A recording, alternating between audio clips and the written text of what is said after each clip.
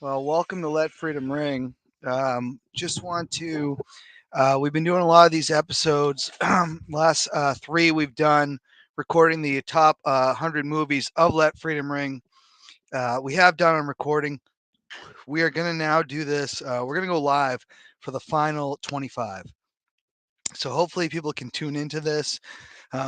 Again, this is not, we said this on, or at least I've said it on the other episodes. We are not.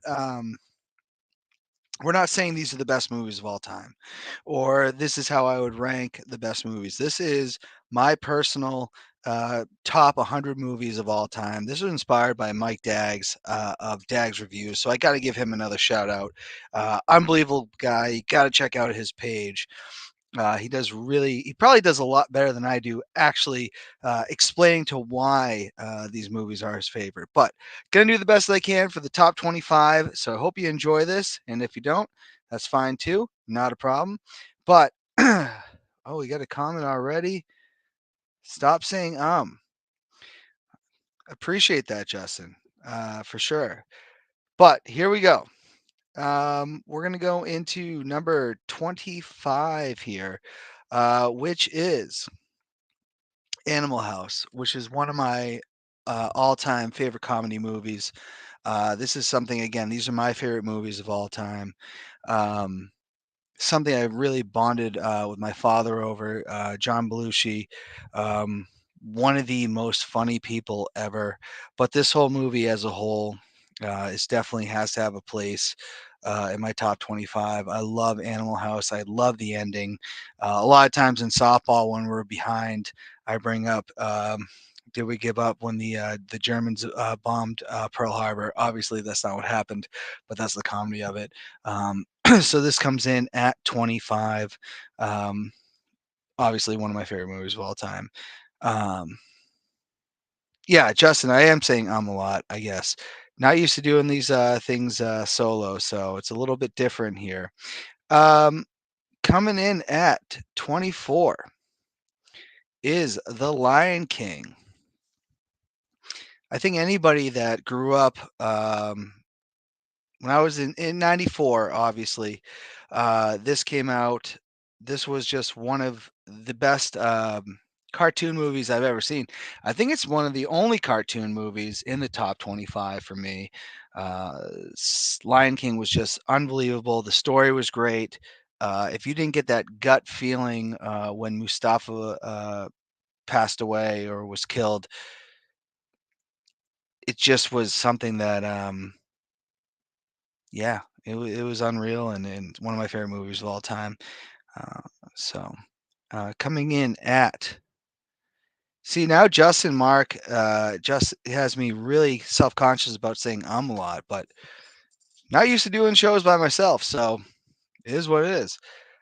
Coming in at 23, we have Halloween Rob Zombie version. I've got a lot of heat about this over the years. Uh, oh, there it is again. It's hard to explain this stuff, but it is what it is. Halloween Rob Zombie version is what got me hooked on the franchise. I've gone over this with Anthony Bragna and Herbie Dan. We've done a review on Halloween before, and I have to say this is one of my favorites. But when I really do think about it and break it down, I don't have this higher than the original Halloween. The original Halloween is an absolute masterpiece, but this was pretty good. Something I rewatch every October, and I think Rob Zombie did a really good job with this. And yeah, it comes in at 23. Coming in at 22, we have Remember the Titans. I don't think there's anybody around my age that didn't love this movie and think of how great it was. This is Denzel Washington at his best.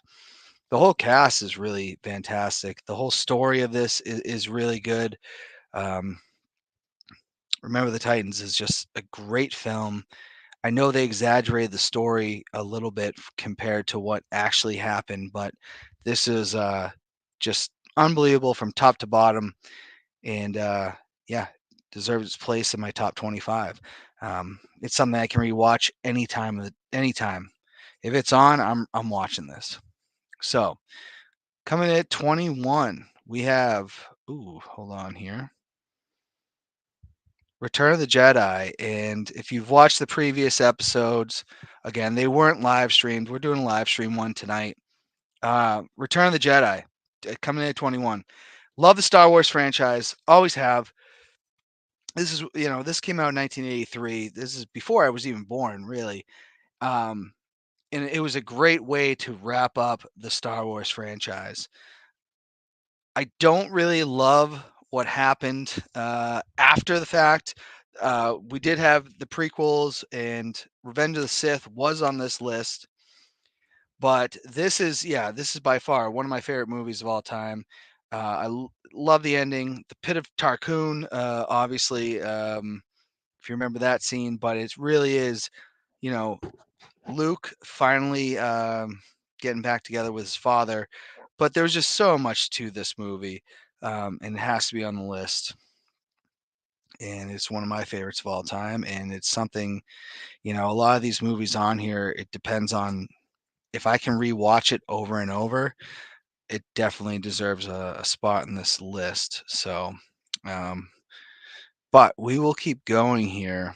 It's going to get a little more controversial as we get closer. So just want to remind you that this is my top 25, not, what maybe some people think is the best movies of all time. Because this is definitely probably gonna get to people just a little bit. American Pie 2.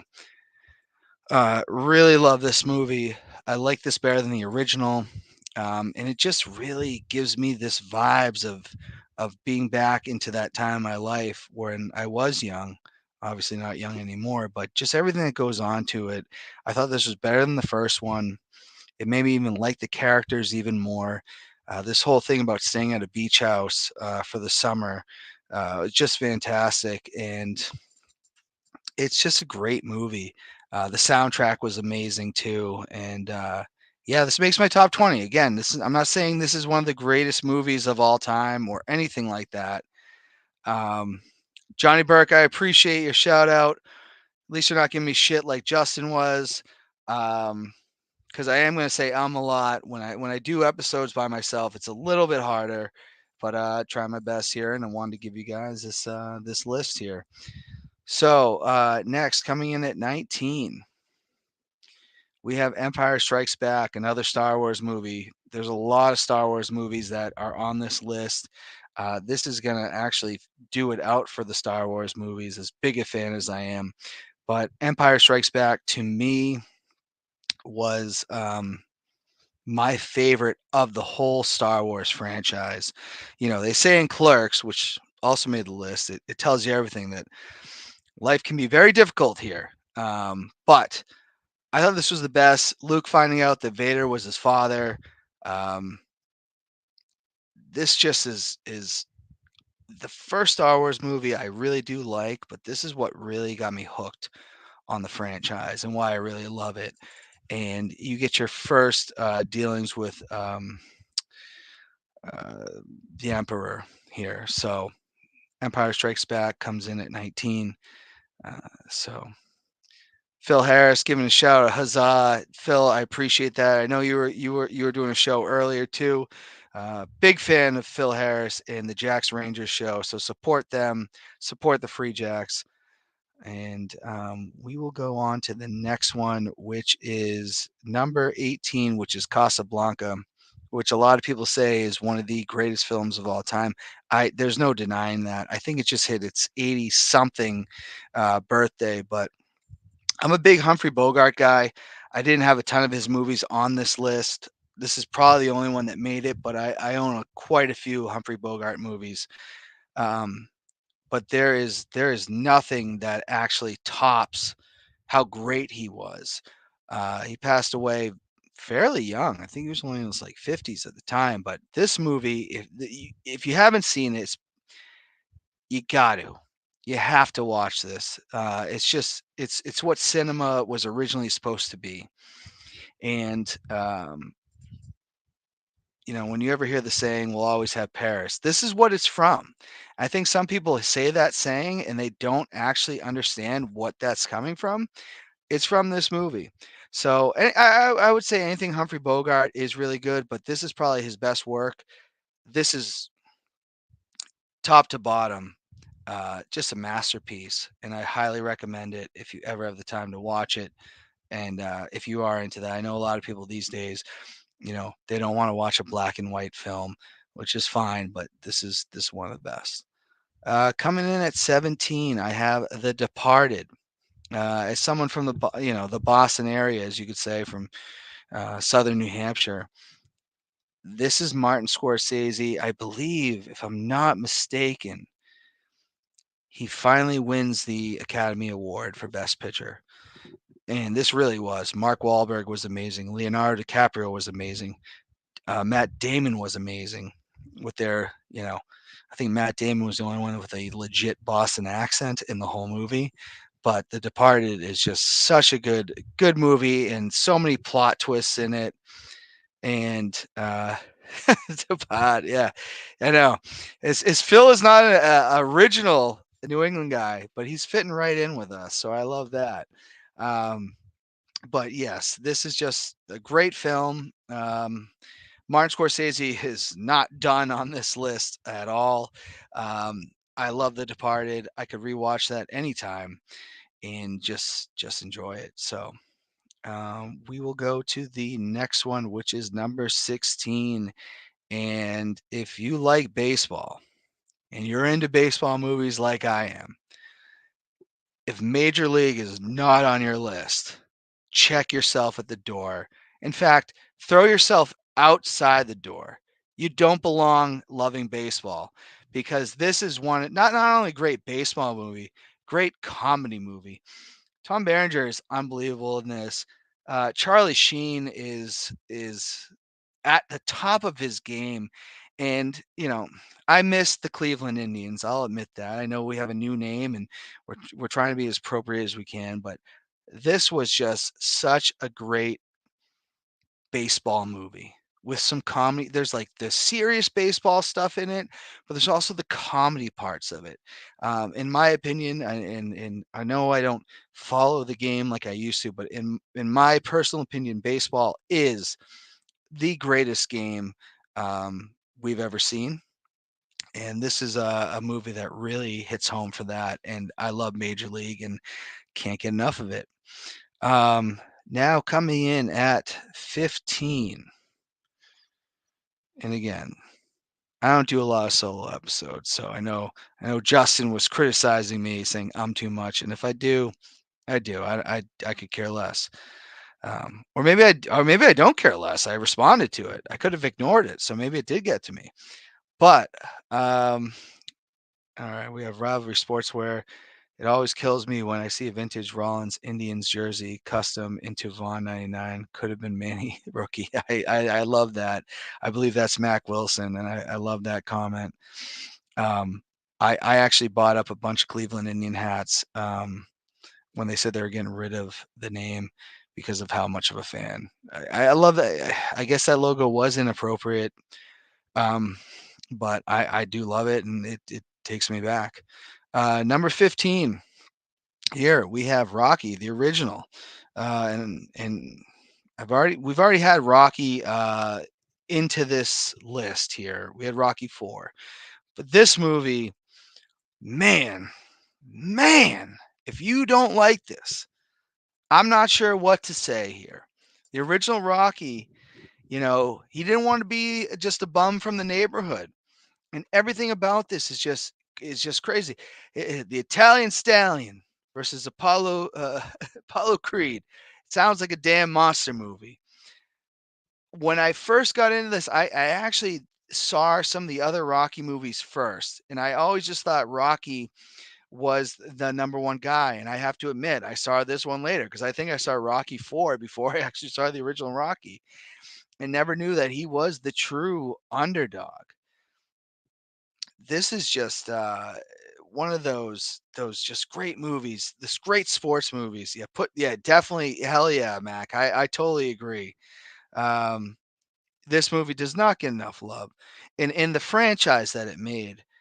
There's just so much about Rocky that's unbelievable, and this Sylvester Stallone knocked it out the park. He absolutely knocked it out the park, and yeah, this is, and so did uh, oh God, sometimes we're on the spot. You can't think of it. Apollo Cruz's character. Why can't I think of this right now? Carl Weathers. He was great too, and they were so great together. Um, love this movie. I can't get enough of it. Um, and yeah, I believe he did write it, and then it just became like anything. It gets popular, and then you have this big franchise, and there's so many Rocky movies. But the original Rocky, if you're a fan of sports movies or you're a fan of Sylvester Stallone, it has to be on your list. So yes, Rocky is on there too. We're gonna go to number 14 here, and if you are a fan of horror movies, which I am a big time fan, 14 is going to be Scream for me. Shout out to Cuffin. Yes, I appreciate that. Scream is I find it's one of the, for me, I know, and I'm gonna go see the new Scream movie. It's coming out. I love Scream. I've always been a fan of this franchise. I'm a big, as you can see in a lot of the list, if you watch the previous episodes, again, this is the only one we're doing live. Um, we shout out John Maskin. Thank you for watching. Yes, Rocky is a classic. I know you're a Philly guy, so thank you for that. Um, I have to say about Scream, um, just it is making fun of horror movies while still being a horror movie. I don't know if anybody had ever had an idea quite like that, which makes this movie just unbelievable. It's scary, but you understand it's like it's a horror movie within a parody movie, which is a crazy concept. Wes Craven was brilliant. If you've ever seen a New Nightmare from Nightmare on Elm Street, which I think that was created about a couple of years before that, they were already kind of introducing that idea. And then when they made Scream, they knocked it out the park. That's why there's so many sequels to this movie. I can't put any of the other real Scream movies on this list because I don't think anything actually tops their original.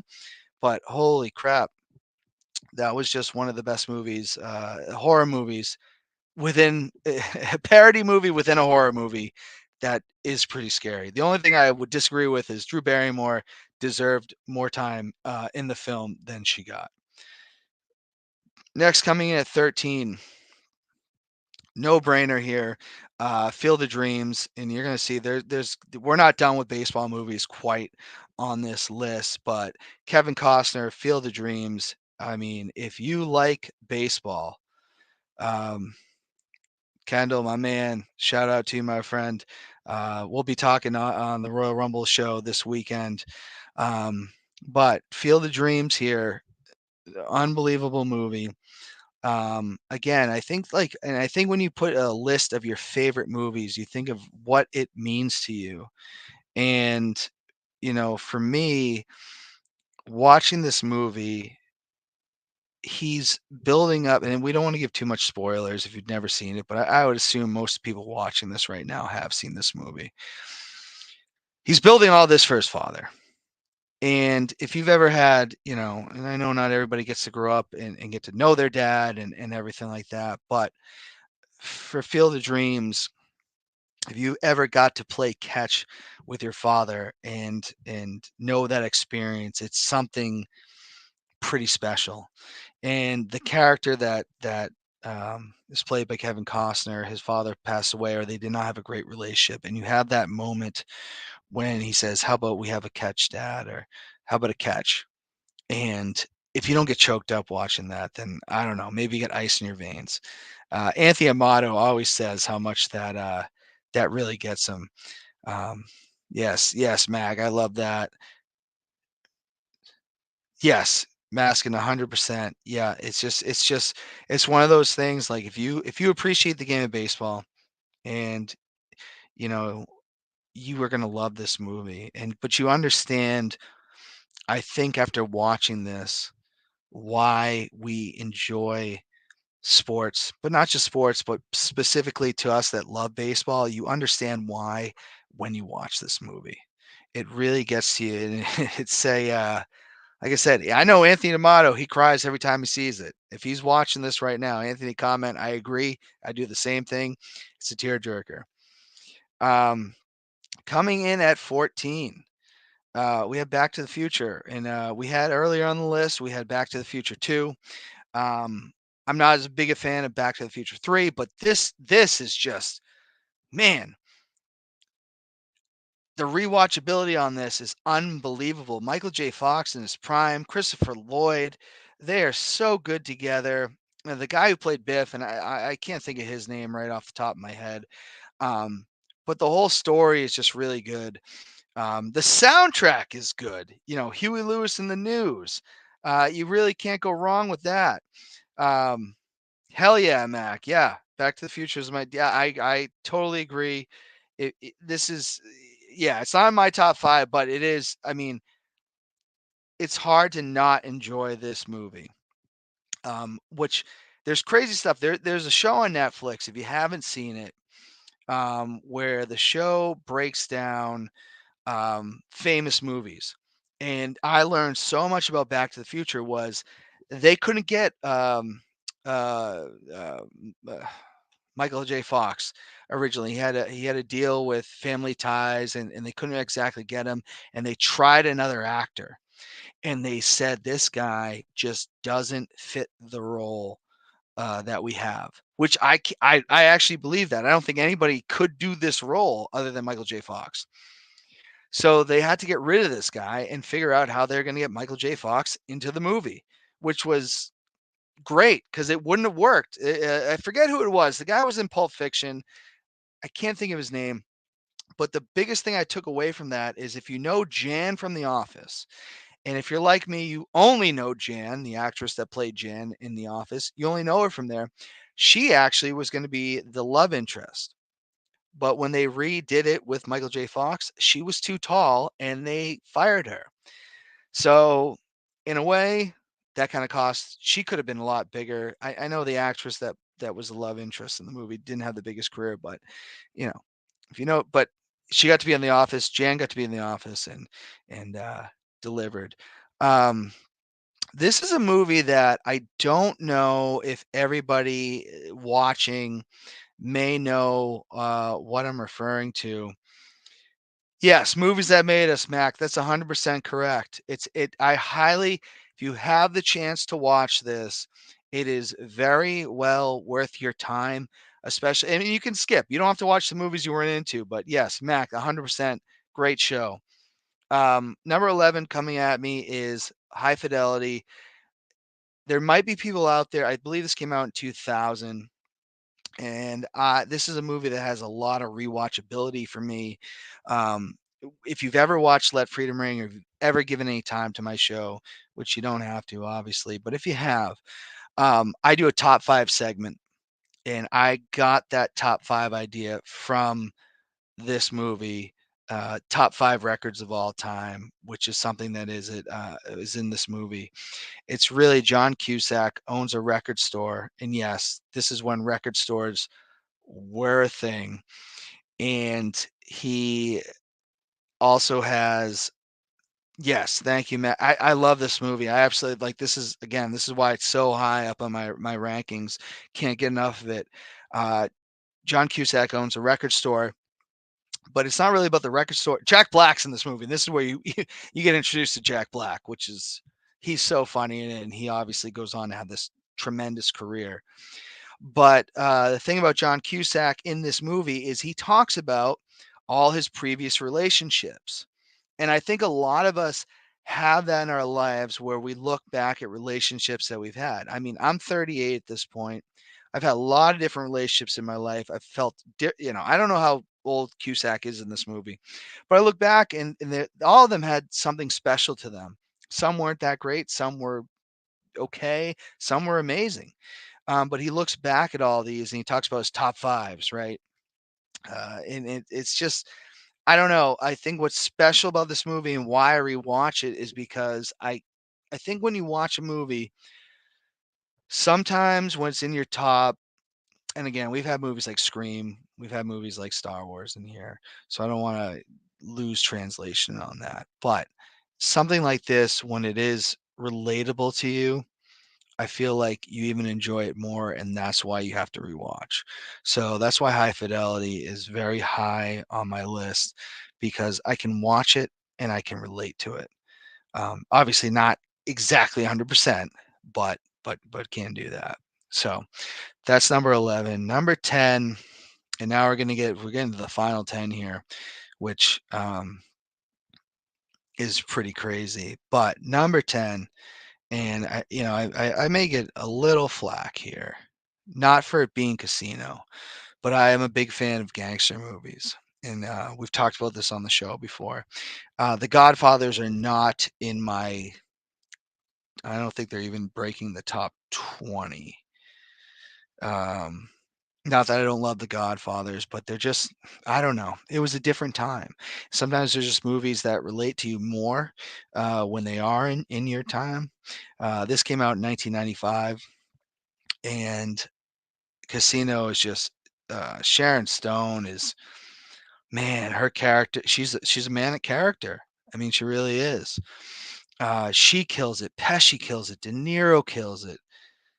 Yeah, Mac, I know this is surprising. I definitely understand that. It is it's tough when you make this, but when you really start breaking down lists, in saying your favorites, you really have to think about what really was your favorite.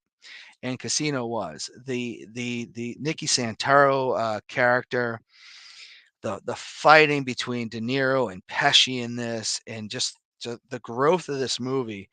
Um, it probably was the first mob movie that I ever fell in love with because I probably did see this before I saw Godfather, which is if I saw Godfather when I was younger, I don't remember it, but I remember watching this and was addicted to this movie. And I just feel like all the characters in this. Frank Vincent is in this movie, and you gotta love Frank Vincent. Um, so if you haven't seen Casino, I highly recommend it. Again, this is number 10. I know it might be shocking to some, but god damn it, did I love this movie. Coming in at number 9, this is definitely going to shock some people. As a horror fan, as someone that what didn't start off as a horror fan. Um, a little long. Yeah, I agree. It is long, but it's a sad story that progresses, and the ending just makes you. There's a song when Nicky Santoro gets killed. There's still a song that I don't like to listen to at the end there. But number 9, Friday the 13th Part 2. A lot of people may disagree with that, and they're going to say this isn't even the best Friday the 13th. I know Anthony Brogna, if he is watching, he's done the review shows for Friday the 13th movie before. This is my favorite version of Jason. Baghead Jason is actually my favorite version. Um, I enjoyed that better than Freddy with a mask because I thought that that was more realistic to what Jason actually could be. And this is my favorite one. I do think Friday the 13th, which was on this list, is a freaking horror movie classic. But this was just, it was what I wanted out of Jason. You know, you had the folklore of him in the movie, and then they believe it's not really happening, but he's really out there. So this is, to me, my favorite of the Friday 13ths, and that franchise is very important to me. Um, as a horror genre, so that's why it's so high. I've had people look at this list and they say, "I can't believe you're saying that," but I go, "You know what? That was my favorite Jason. It just was." And nothing against the mask Jason, but nothing's going to top Baghead Jason for me. I think that's what was more accurate to what Jason Voorhees should be, because that wasn't just about selling movies or selling merchandise. That's what Jason, to me, should have been. Number 8. We're going with a Spike Lee movie here, which is Malcolm X, and this is, in my opinion, Denzel Washington's favorite, not favorite, best role, because I truly believed he embodied what Malcolm X was. And this is, again, and Mac, you're probably if you're still watching, um, this was another long. Yeah. He gets it. He gets it. Very, very long movie, but very good movie. And it really embodies a lot that went on with Malcolm X.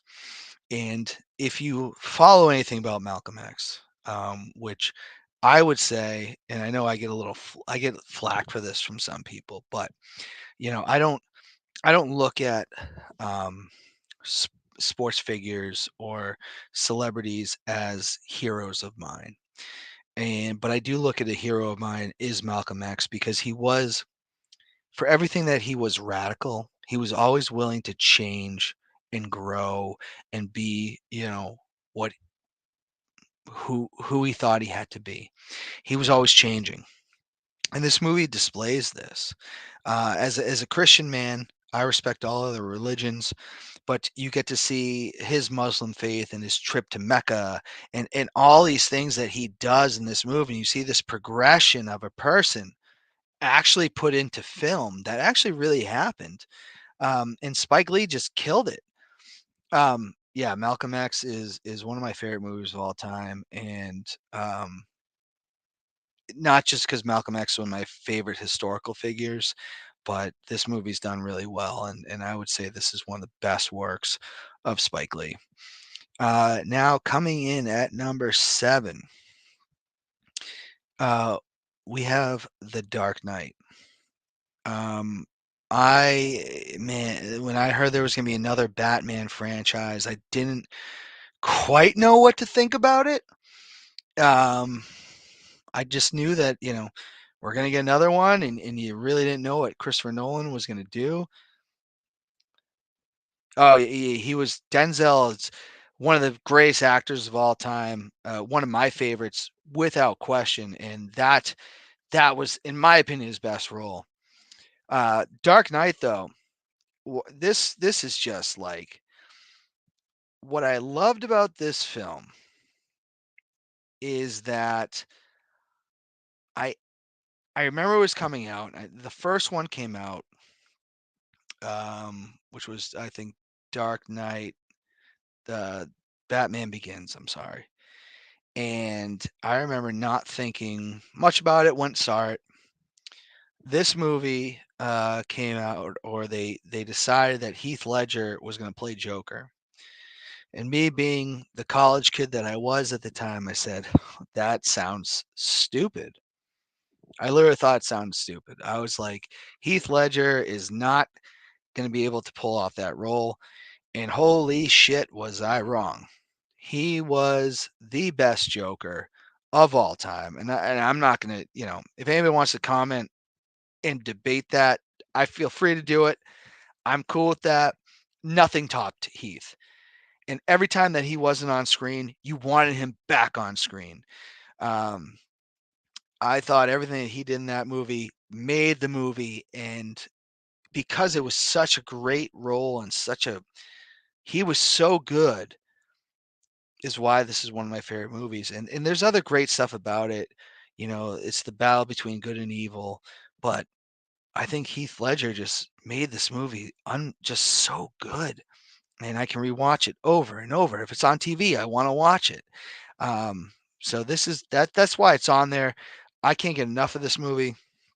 And I will admit I was so wrong about Heath Ledger being Joker, and it feels good to admit that.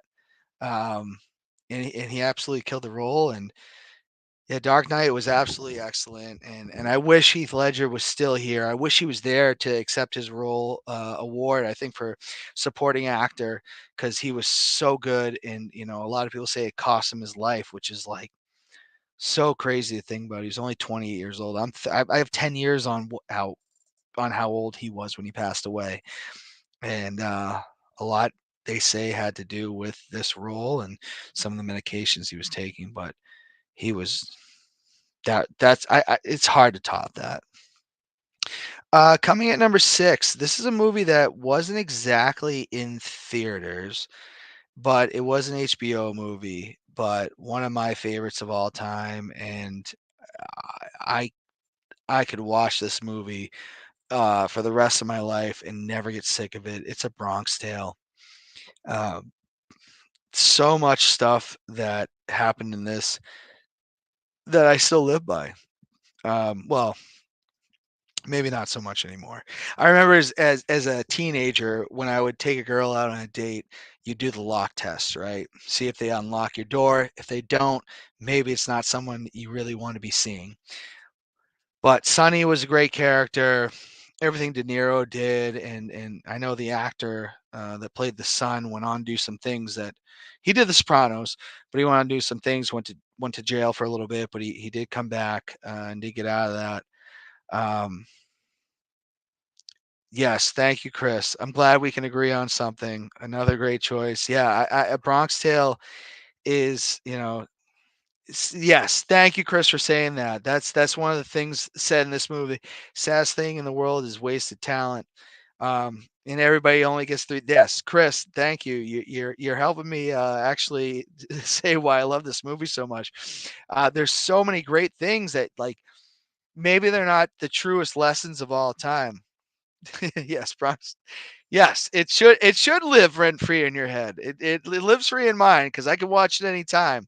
Um, just an unbelievable movie. In like Chris is saying in the comments, there's just so many quotes from this movie that you really think about. And again, these movies aren't, I'm not saying what's the greatest movie of all time. I'm saying what's my favorites. When it comes to A Bronx Tale, there's just so many takeaways in my life that I've taken from this movie, whether they're right or wrong. But they do feel really, really true. And I love how Chris says this, that not the rent free, but three greats ones in your life. Um, can I live anywhere? You know where I live. Yes, yeah. It's.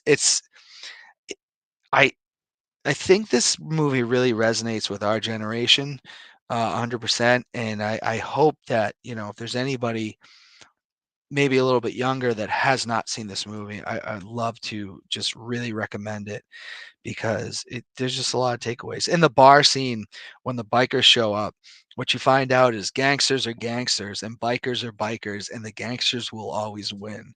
Now you can't leave. And I know Chris Lynn watching knows what that means. So Bronx Tale comes in there at number 6. Now, number 5, we're going back to the baseball movies, and we have Bull Durham. Hold on, we have another comment. Yes, Now's You Can't Leave. I love that scene. Yes, we're now in the top 5, Mac. Here we go. We have Bull Durham at number 5. This is my favorite baseball movie of all time. It focuses, obviously on the minor leagues. Tim Robbins is that upcoming pitcher. He's going to go to the pros. But what I love about this is if you are a fan of baseball in your area, if you've ever been to the Cape Cod League, if you've ever gone to see the New Hampshire Fisher Cats, if you've ever gone to see anything in Homan Stadium, you understand how the impact of minor league baseball really is on their communities and the things that go on. And this movie just nails it about that. Susan Sarandon, she has her own thing. She talks about the Church of Baseball. If you ever listen to this monologue on that, and you're a baseball fan, which again I do believe is the greatest sport of all time, you're totally going to get this. And I know that a lot of people would say, Field of Dreams, maybe that's his best movie. I just think that, man, Bull Durham, I can rewatch this all the time. you know one of the never fight with a drunk, right? And never throw a punch with their pitching hand. Yeah, Bull Durham, like, such a great movie. It's my favorite baseball movie, which that's hard to even rank. Like, if I were to go sit down and say what are my favorite baseball movies of all time, Bull Durham takes the cake. But that's such a hard conversation to have. But this movie is just, if you haven't seen it, you have to. I know this has been donated to. They even had them. They had the whole cast go to Cooperstown at one point. So Bull Durham coming in at number 5, coming in hot. Kevin Costner, as usual, knocking out another baseball movie. Number 4, again, if you probably know me, you know that horror is gonna hit its spot into this top 5 list. And this is something that I've really had to think about because I love the whole franchise of Halloween. But when I had to break down what is my top 4 and what movies I have to, because every Halloween I'm rewatching all of these every single time. I've said on podcasts before that Rob Zombie was my favorite because that's what got me hooked. Because I wasn't a horror fan when I was younger. I was wrong. The original Halloween is absolutely my favorite. It is one of the most terrifying movies, rewatchable movies. And if you are a fan of horror, which I am, I don't care for gore. Gore does not scare me, doesn't do anything for me. There's no blood in this movie. There's no blood at all. It's all about what's going to happen next and what's going to be the next big scare. And you don't need blood to be a scary movie. And I think a lot of Hollywood over the years, this came out in 78. I think a lot of times in Hollywood, they've not understood that. That's not what's scary. If you think blood is scary, then I don't know. Then I don't know what to tell you because I don't find that scary. I find the jump scares scary, or you don't know when this guy's coming. This is just a top to bottom, just terrifying movie. I love I love the Michael Myers character. Um, it's just Myers is my favorite of all time when it comes to horror. Um, it's just, to me, it's just, I don't know. I don't think there's anything really topping it, or will ever top it. Um, a lot of the remakes and sequels have, done okay, but this is the number one. John Carpenter absolutely knocked it out the park here, and it's in my top 4. It's not a feel good movie, but if you love Halloween like I do, then you would truly understand it. Now we got to go to number 3, and this is a movie that some people are going to be like, really? But again, this is my top 25. This is my top 100. This is a movie that's meant something to me since I was 8 years old. Um, and is something that I can rewatch over and over. and I own it. And I think that's the only way, because this is not a movie that you're ever going to see on TV or anything like that. But coming in number three for me is Vision Quest. Um, to me, and I know people watch this might disagree, I'm taking Loud and Swain over watching Rocky. If you were ever a high school wrestler, you would totally understand why Vision Quest means so much to us. I remember being introduced to this movie again at 8 years old. Rick Loria was my wrestling coach, one of the great, legendary coaches at the Boys and Girls Club. He didn't show us all the bad parts, but I remember watching this movie and seeing the role that Matthew Modine performed as Loud and Swain, going after Shoop and having to beat him. Shoop never been beaten, and the whole thing is that he's sucking weight to get down to wrestle Shoop. And that was like my big thing growing up. And obviously Madonna and Journey have a big part of the soundtrack. But I remember growing up watching this movie and being so focused on Loud and Swain versus Shoot. But there were so many other things going on in this film that I totally just missed as a kid. A lot of things that he said I missed.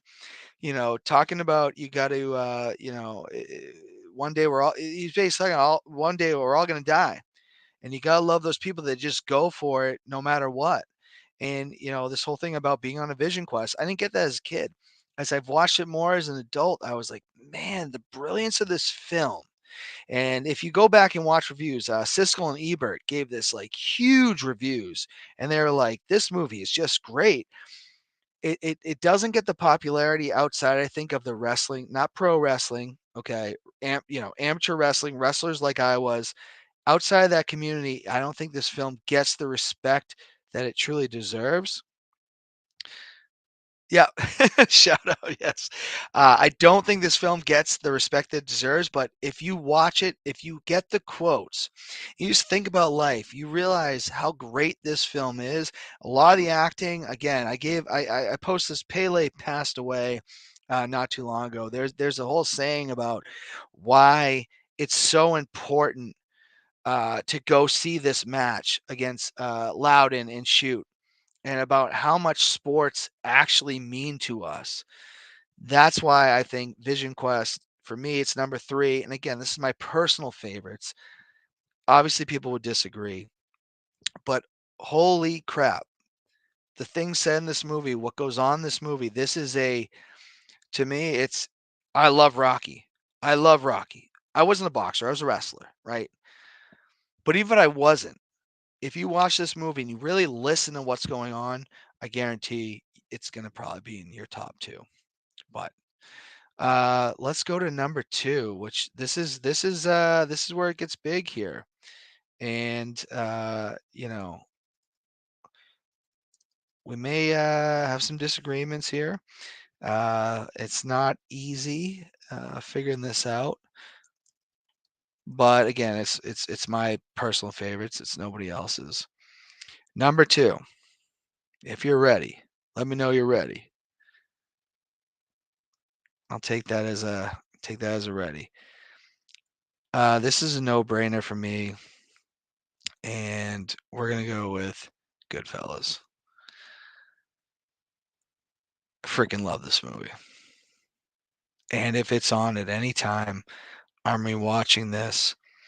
Um, is it your inspirational movie? No. Is it just so goddamn good you can't get enough of it? Absolutely. And you see those three guys right there. They knock it out of the park throughout this movie. Um, you know, I knew it was going to be top three. Yes, good call. I've never seen it, but been ready. Yeah, no, Goodfellas for sure is just, it's one of my top. Well, yeah, it's my second favorite movie of all time, which is very hard to like even debate on what this is. But the rewatchability on this is just unbelievable. The story is just unbelievable. Um, Ray Liotta is just so good in this movie, but like the progression of it, the killing of Billy Bats, the killing of Tommy, and I don't want to spoil too much, but the quotes in it. Oh, you think I'm funny? I'm funny how.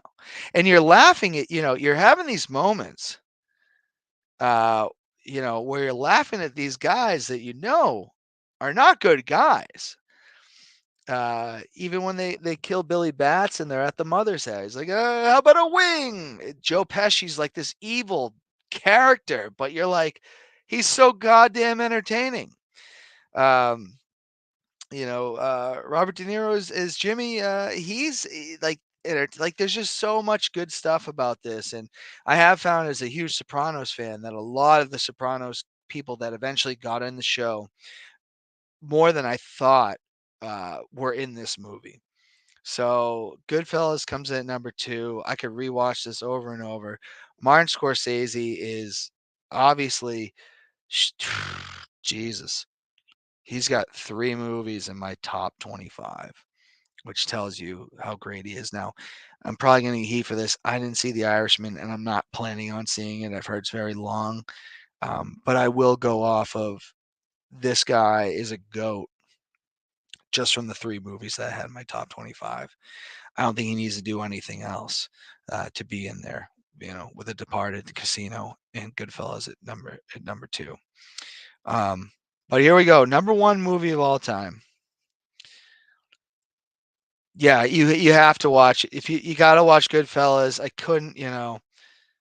Oh yes, yes. It may take some time to watch it. It's not in my plans. Coked coked out Henry Hill, yes. But yes, Kevin, it's not in my plans, but you're right. I mean, it's the winter, nothing else to do. I've heard very mixed reviews on The Irishman. It has not been on my to-do list, but I will take your word. I might check it out. Anybody else that feels the same way, comment. I know it's long, and obviously I believe in Martin Scorsese 100%. So I may have to check that out. But yes, Goodfellas coming in at number 2, and yes, very long, and that's what I'm hearing, and you know, I'm in the mean streets. Yeah, I love it. Number 1 for me, and it's interesting here. I am not the biggest Christmas guy. Anybody that knows me is I'm not the biggest Christmas person. Um, I am definitely a Halloween, 4th of July guy. But every Christmas, there's one movie I have to watch, and it's not just because it's a Christmas movie. There is so much behind this that gets you in the feels that I can't even explain it. And there's always stuff I can watch about this film that I was like, I didn't see that. And I've watched it 20 straight years on Christmas Eve, I think. But It's a Wonderful Life. This is by far my favorite movie of all time. um, by far, this is my favorite movie of all time, and this hits home, and I think it should hit home for all of us, and in realizing just what our journey here in life actually is, right? Like we all are born at point A, we're gonna die at point B. It's very in between of what we're gonna do. All right, and I highly recommend seeing this. It's on every Christmas Eve, but George Bailey is put in a very tough position. Um, not by his own choosing, but there was a villain that and I don't want to spoil because it sounds like some people haven't watched it. George Bailey's put in a very difficult predicament. Um, and he's one of the head people of the town. But what you learn in this movie is that you have, and I think this is something really important to be taken away from this movie. We all impact other people's lives, whether we know about it or whether we don't. And this movie is really focusing on, George Bailey thinks that he's messed up so bad and he's going to be in all this trouble. And Potter, yeah, no, it was never going to be that. Um, But anyways, it shows how the whole community, not just the community, but like his friends along the way all came together to make sure that he wasn't screwed. And they gave him enough money not only to not go to jail, but to make up for what was lost. That was typically stolen from him, but the whole point of it was that his friends were there for him. Um, Yeah, yeah, he really did have a wonderful life. That's a great way of put like, and that's what you kind of look at, and you start looking at your own. Like that's why this movie's so good. You start thinking about the impact that you might have on other people. So I think for me, there's no topping it. The ending, I always get a little choked up, and I've seen it thousands of times. Um, but just a great movie, great for Christmas time. And for sure, that is without a question my favorite movie of all time. So I do appreciate everybody checking in and watching this. Share this, get it out there, or whatever. But shout out to Mike Daggs because he definitely inspired me to go out and do this, which is something I didn't think I would ever do. But shout out to Mike Daggs. But everybody out there, have a great rest of your night. Have a great weekend. And until next time, let freedom ring.